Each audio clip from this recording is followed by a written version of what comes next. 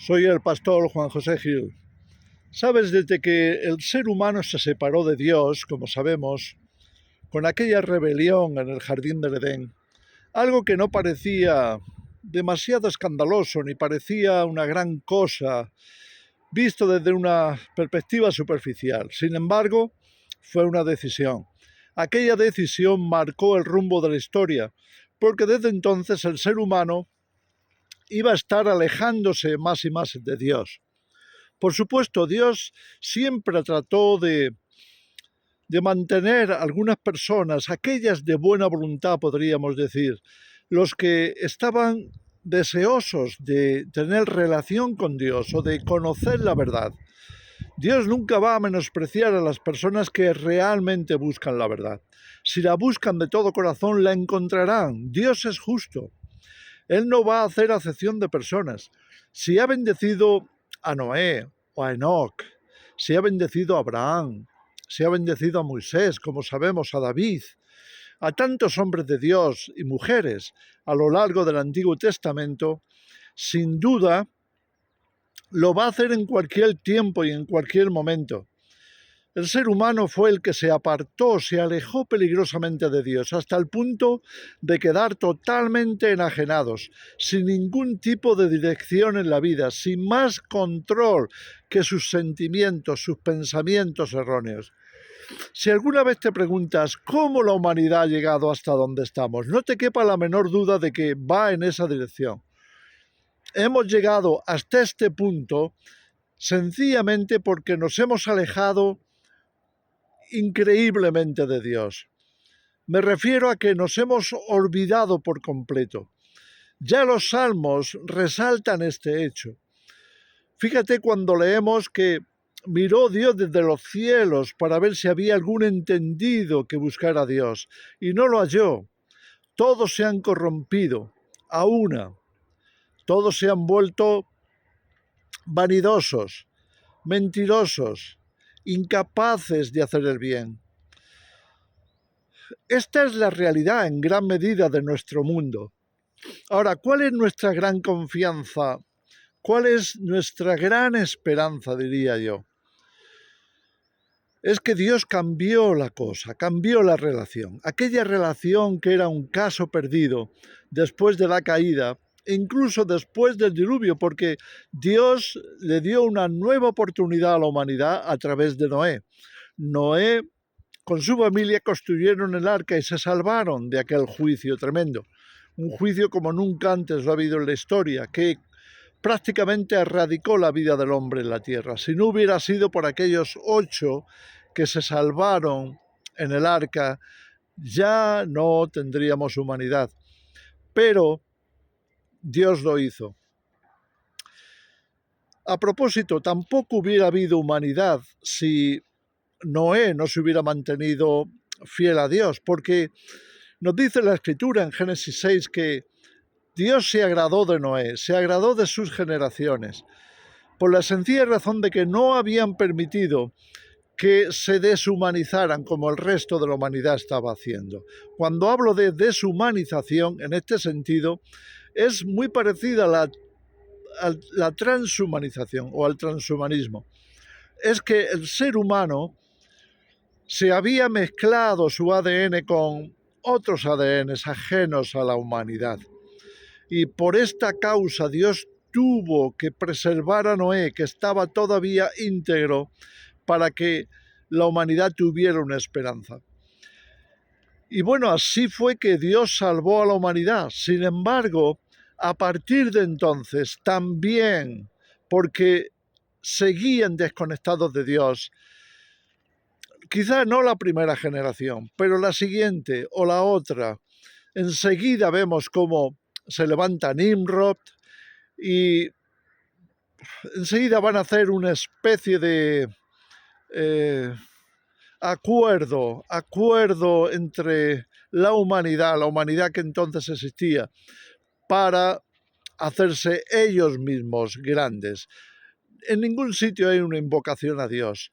Ellos quieren construir una torre que llegue al cielo de manera que nadie los pueda erradicar de su intento o de su gloria o de su esplendor o de su mundo unido, como lo queramos llamar. La humanidad siempre ha tendido a ir en esa dirección. Así que vemos que la historia de la humanidad es un suceso de fracaso tras fracaso, precisamente porque los seres humanos, en vez de buscar a Dios, se habían dedicado a hacerse grande ellos mismos, a sobrevivir y engrandecerse. Así que, ¿qué esperanza había para la humanidad? ¿Cuál era la esperanza futura? Bueno, el ser humano se alejó de Dios porque la ignorancia de Dios le estaba poniendo un sentimiento de temor, de terror casi, acerca de Dios. Viendo lo que Dios había tenido que hacer, como el diluvio, podían verlo como un enemigo de la humanidad. Podían verlo como alguien hostil, como alguien que estaba dispuesto a hacer lo que fuera para conseguir sus propósitos.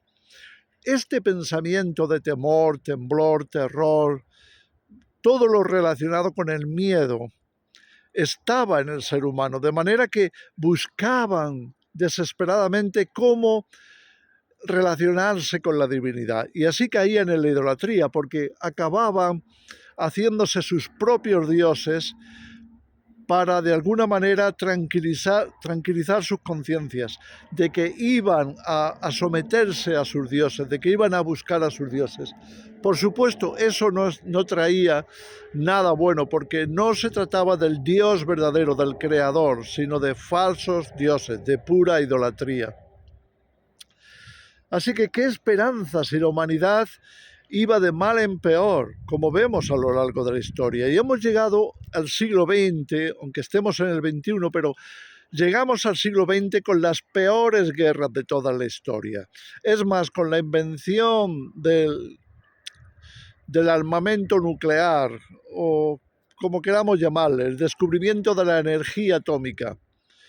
Pero ya ves, para utilizarlo para mal. Y eso es lo que la humanidad hizo, o eso es lo que Estados Unidos hizo aquel terrible día de verano de 1945, creo que fue, ¿no? Cuando se lanzaron las bombas de Hiroshima y Nagasaki. Entonces, ¿de qué estamos hablando? Estamos hablando de una deriva sin sentido, una deriva de mal en peor hacia la oscuridad más profunda. Y eso es lo que estamos observando ahora, ya metidos en pleno siglo XXI. Estamos entrando en una oscuridad aún mayor, porque sabemos más que nunca antes. Sin embargo, seguimos en nuestro empeño de darle la espalda a Dios y hacernos nosotros un nombre como en la Torre de Babel. Así está la humanidad. ¿Sabes? Si a algo hay que tenerle miedo, es a esta humanidad. Si algo hay que temer, es a estas naciones que se levantan unos contra otros, siempre compitiendo, siempre queriendo imponer su tendencia, siempre queriendo llevar el control. Siempre a lo largo de la historia ha sido así, imperio tras imperio. Es terrible. Ahora, entonces, ¿cuál es nuestra esperanza? ¿Sabes? Nuestra esperanza vino hace 2000 años, cuando Jesús no solo nació, vivió, se hizo hombre, se hizo uno más entre nosotros, sino que además cargó con el pecado de todos nosotros. Siendo inocente, se echó sobre él el pecado de muchos, de todos prácticamente, de toda la humanidad, así es como está escrito. ¿Y qué ocurre? Que nos muestra el lado más profundo y verdadero de Dios. ¿Sabes? Había cantidad de dudas respecto de Dios. ¿Era Dios bueno? ¿Ese Dios capaz de exterminar a la humanidad era fiable? ¿Podíamos confiar en él? ¿Era Dios alguien que tuviera misericordia, que pudiera entendernos, que de alguna forma pudiera recibirnos, aceptarnos, reconciliarnos con él? ¿Era Dios así? ¿Tenía ese carácter? ¿Se podía confiar en él hasta ese punto? ¿O estábamos destinados a un final terrible en una separación infinita, eterna. ¿Qué esperanza había para el ser humano? Y la cruz trajo la esperanza. Dios estaba manifestándose desde lo más profundo de su amor, lo más profundo de su carácter, de su alma. Como leemos en Juan 3:16, porque de tal manera amó Dios al mundo que le ha dado a su Hijo unigénito. ¿Sabes? Si había dudas acerca de Dios, de ¿nos amará a Él? Bueno, ya lo demostró. No hay un amor más grande. Si eres capaz de entregar a lo más querido de ti, que es tu Hijo, entregarlo por la humanidad, entonces nadie jamás debería de dudar de tu amor. Y si eso se hace siendo una víctima inocente que no ha cometido jamás un error, un pecado, y que lo está haciendo por perdonar el pecado de la humanidad, nunca deberíamos dudar de su misericordia, de su gracia, de cómo nos ve, de con qué cariño nos mira, nos busca, nos acoge, nos recibe, nos reconcilia por medio de Jesucristo. Esa es nuestra gran esperanza. Esa es nuestra mayor esperanza, que conocemos a Dios, que ahora conocemos su corazón, que conocemos que Él es un Dios que se implica, que no nos ha dejado perdidos en la humanidad, sin ninguna esperanza, sino que nos ha dejado aquí como en una escuela. Y nos ha puesto todos los elementos para que aprendamos, para que le busquemos, para que le conozcamos, por medio de Jesús, para que podamos tener esta certeza, esta seguridad. Conocemos a Dios y conociéndole a Él, podemos confiar plenamente, podemos tener una esperanza viva de que hay un final feliz para aquellos que le buscamos, que le amamos. ¿Sabes? Cuando los ángeles anunciaron el nacimiento de Jesús, decían buena voluntad de parte de Dios para los hombres. O, dicho también, como se puede traducir, paz de parte de Dios para los hombres de buena voluntad.